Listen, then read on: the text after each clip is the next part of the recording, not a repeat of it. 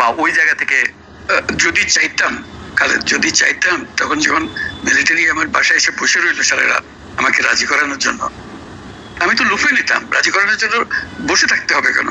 আমি যদি ক্ষমতাই চাইতাম বলে আজ চলেন চলেন কি করতে, কি কোন জামাটা পড়তে হবে দেখিয়ে দেন, এখনই যাচ্ছি। আমি তো সেটা করিনি। তাদের সঙ্গে তর্ক করেছি, সারা রাত ধরে তর্ক করেছে যে না ভাই আমাকে দিয়ে না, আমি এই কাজের উপযুক্ত না, আপনারা অন্য লক্ষ্য যান। তারা আমার উপরে মন ঠিক করে ফেলেছে আমাকে দিতে হবে। আমি বারে বারে বলতেছি তাদেরকে, তারা নিরাশ হয়ে ফিরে গেল, বললো যে সকালবেলায় আবার আসবো, সকালবেলায় আসলে তখন আপনি আমাদেরকে বলেন যে রাজি আছেন। আমি বললাম না, সকালবেলা আসলে একই কথা পাবেন, কারণ আমি তো এটা এমন। বাংলাদেশ সেনাবাহিনী প্রধান জেনারেল ওয়াকারুজ্জামান প্রধান উপদেষ্টা মোহাম্মদ ইউনূসকে ক্ষমতা থেকে অপসারণের জন্য সব ধরনের চেষ্টা করে যাচ্ছেন, যার ফলে রাষ্ট্রপতি মোহাম্মদ শাহাবুদ্দিনকে জরুরি অবস্থা ঘোষণা, অন্তর্বর্তীকালীন সরকার ভেঙে দেওয়া এবং নির্বাচন দ্রুত করার জন্য চাপ দেওয়া। তারেক রহমান এবং বিএনপির যারা নেতারা আজকে যে ঘোষণা দিয়েছেন ডক্টর ইউনূসের সরকারের প্রতি তাদের ন্যূনতম আস্থা নাই। নিশ্চিতভাবেই ভারত প্রয়োজনে বাংলাদেশের সাথে সরাসরি সংঘাতে জড়াবে। কয়েকদিন আগে ভারত এবং পাকিস্তানের মধ্যে যেভাবে যুদ্ধ পরিস্থিতি তৈরি হয়েছিল, ঠিক একই রকম পরিস্থিতি বাংলাদেশের সাথে তৈরি হলেও অবাক হওয়ার কিছু থাকবে না। দেশবাসীর সামনে মোহাম্মদ ইউনূসের মান, সম্মান, ইজ্জত যতটুকু যা অবশিষ্ট ছিল সেটাও মাটিতে মিশে একেবারে পদদলিত হয়ে গিয়েছে। তারেক রহমান বলছে আগামী ডিসেম্বরের মধ্যেই জাতীয় নির্বাচন অনুষ্ঠিত হতে হবে। নগর পিতা নির্ধারণ নিয়ে সরকার এবং বিএনপির মধ্যে বিরোধ তুঙ্গে উঠে গেছে। আমাদের সর্বোচ্চ আদালত কি রায় দিল? এ রায়ে শেষ পর্যন্ত ইশরাক শপথ নিতে পারবেন নাকি পারছেন না। অন্যদিকে জাপানে আবারও প্রধান, আমাদের যিনি অন্তর্বর্তীকালীন সরকারের প্রধান ডক্টর ইউনূস ঘোষণা দিলেন নির্বাচনের ডেট, কিন্তু বিএনপির পক্ষ থেকে গতকালকে পল্টনে ডিসেম্বরের মধ্যে যে নির্বাচন চাওয়া হলো, এটি কি শেষ পর্যন্ত সরকারের কাছে অগ্রাহ্য হয়ে যাচ্ছে? দর্শক মন্ডলী, আসসালামু আলাইকুম রহমতুল্লাহ। আশা করি সবাই ভালো এবং সুস্থ আছেন। স্বাগত জানাচ্ছি আমাদের আরও একটি নতুন ভিডিওতে। সুপ্রিয় দর্শক মন্ডলী, ভিডিওর থাম্বনেল, টাইটেল ও ভিডিওর কিছু অংশ বিশেষ দেখে আপনারা ইতিমধ্যে ধারণা করতে পারছেন যে আজকের ভিডিওটি কতটা গুরুত্বপূর্ণ। সুপ্রিয় দর্শক মন্ডলী, ভিডিওর থাম্বনেল, টাইটেল ও ভিডিওর কিছু অংশ বিশেষ আপনারা ইতিমধ্যে দেখেছেন। সেই অংশ বিশেষগুলোর বিস্তারিত আলোচনা দেখলে আপনারা রীতিমতো অবাক হয়ে যাবেন। আসুন আমরা সেই অংশবিশেষগুলোর বিস্তারিত আলোচনা দেখে আসি। তার আগে আপনাদের প্রতি ছোট্ট একটা রিকোয়েস্ট, যারা আমার চ্যানেলে নতুন, চ্যানেলটি সাবস্ক্রাইব করে লাইক কমেন্ট শেয়ার করে সাথে থাকুন। আসুন কথা না বাড়িয়ে সেই সম্পূর্ণ ভিডিওটা দেখে আসি।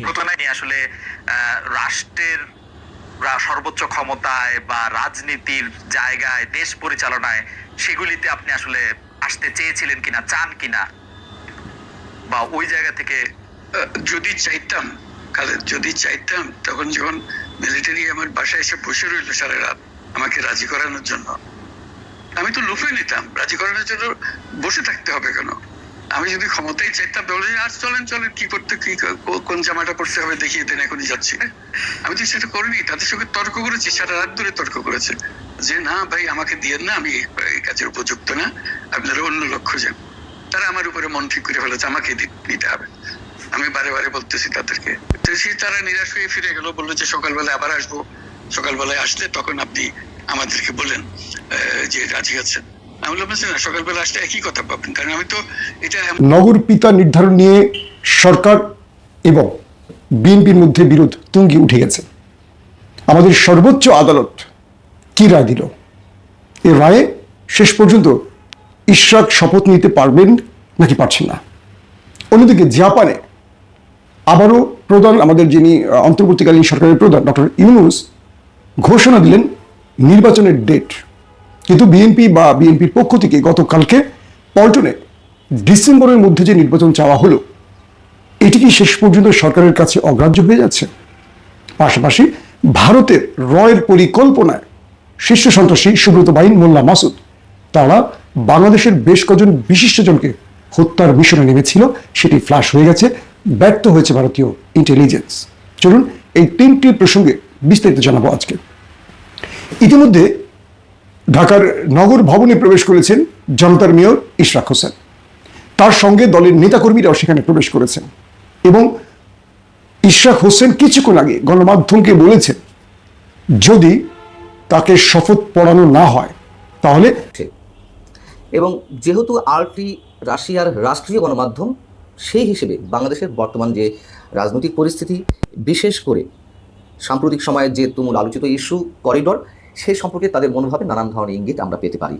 এখন আরটি যে রিপোর্টটি করেছে সেটিকে রেফারেন্স হিসেবে নিয়েছে আবার, মানে যেটিকে কেন্দ্র করে করেছে প্রধান উপদেষ্টার যে অফিসিয়াল এক্স হ্যান্ডেল, সেখানে একদিন আগে একটি পোস্ট করা হয়েছে সেনাপ্রধান এবং ডক্টর মোহাম্মদ ইউনূসের মধ্যকার যে দ্বন্দ্ব সেই সম্পর্কে দোষারোপ করা হয়েছে সম্পূর্ণভাবে ভারতীয় গণমাধ্যমকে।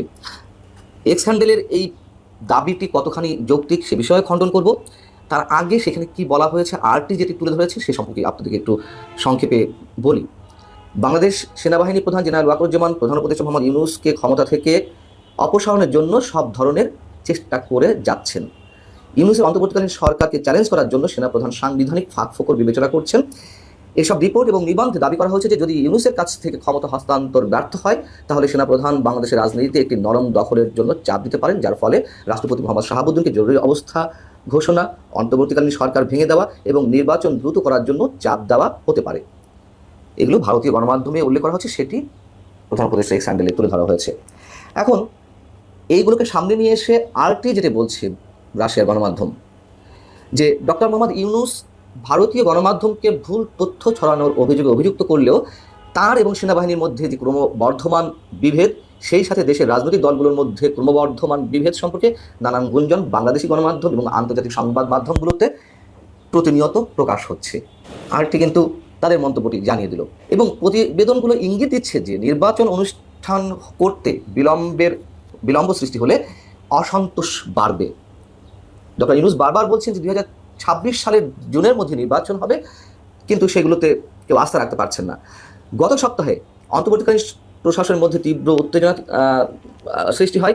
জেনারেল ওয়াকার ঢাকা সেনানিবাসে একটি উচ্চ পর্যায়ের সভাতে বলেছেন যে বাংলাদেশের রাজনৈতিক স্থিতিশীলতা প্রয়োজন, এটি কেবলমাত্র একটি নির্বাচিত সরকারের মাধ্যমে সম্ভব, কোনো অনির্বাচিত সরকারের কোনো সিদ্ধান্ত নেওয়া ঠিক না। এবং করিডোর ইস্যুতে যেটি তিনি মন্তব্য করেছেন সে বিষয়ে এখানে উল্লেখ করা হয়েছে যে কোনো অবস্থায় করিডোর নয় এবং বাংলাদেশের স্বাধীনতা সার্বভৌমত্বের ক্ষেত্রে সেনাবাহিনী কোনো ধরনের কোনো আপোষ করবে না। এই বিষয়গুলো আরটি তুলে ধরেছে। এখন প্রধান উপদেষ্টার এক্স হ্যান্ডেলে যেটি দাবি করা হয়েছে অন্তর্বর্তীকালীন সরকার এবং সেনাবাহিনীর মধ্যকার যে দূরত্ব বা দ্বন্দ্ব, সেই জন্য ভারতীয় গণমাধ্যমগুলো দায়ী। প্রথমেই বলে নিই, একথা সত্য, ভারতের বিভিন্ন গণমাধ্যম, বিভিন্ন সংবাদ মাধ্যম চূড়ান্ত পর্যায়ে কোনো কোনো ক্ষেত্রে প্রোপাগান্ডা ছড়াচ্ছে, গুজব ছড়াচ্ছে, অপতথ্য ছড়াচ্ছে। অবশ্যই আমরা এর সঙ্গে একমত এবং আমি নিজেও অনেকবার এই প্রসঙ্গে বলেছি।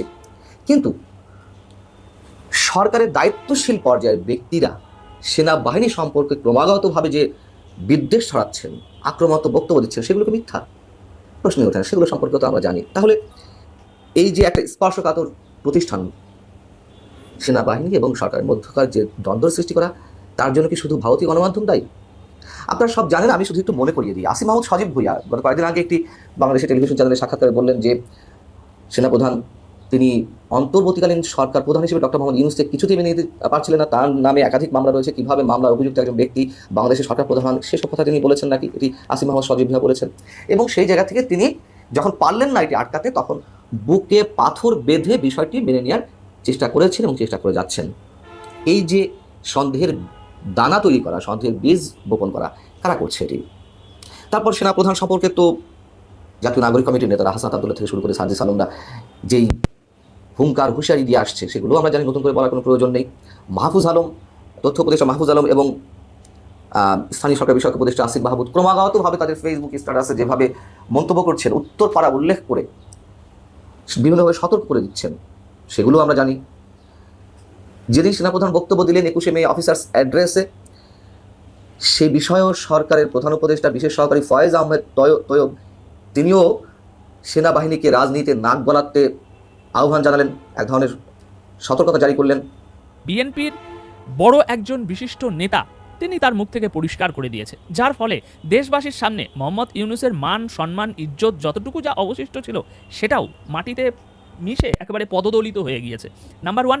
নাম্বার 2, আমরা জানি যে ডক্টর মোহাম্মদ ইউনূস এখন জাপানে আছে। তো গতকাল জাপানের সাবেক প্রধানমন্ত্রীর সঙ্গে সাক্ষাৎকালে তিনি কিছু বলেছেন নির্বাচন নিয়ে। অন্যদিকে আমরা এটাও জানি যে গতকাল দেশের মাটিতে বিএনপি ঢাকায় একটা বিশাল জনসমাবেশ করেছে, যেখানে তারেক রহমান থেকে শুরু করে আপনার বিএনপির সমস্ত বলিষ্ঠ নেতারা উপস্থিত ছিল। তো সেই জনসমাবেশ থেকে বিএনপি হুঙ্কার দিয়েছে ভাই, রীতিমতো হুঙ্কার, যে হতেই হবে। এতদিন যেটা বিএনপি বলে আসছিল যে ডিসেম্বরের মধ্যে নির্বাচন চাই, নির্বাচন দিতে হবে, কাল একেবারে মারমার কাটকাট অবস্থা হয়ে গিয়েছে। অন্যদিকে জাপানে মোহাম্মদ ইউনূস সেই এক জায়গায় বসে রয়েছে। তো আসুন বিষয়টা আমরা একটু খোলসা করে পরিষ্কার করে বুঝি কে কী বলেছে। এবং আমি যেটা আগেই বলে আসছিলাম আপনাদেরকে, যে নির্বাচনের সময় যত এগিয়ে আসবে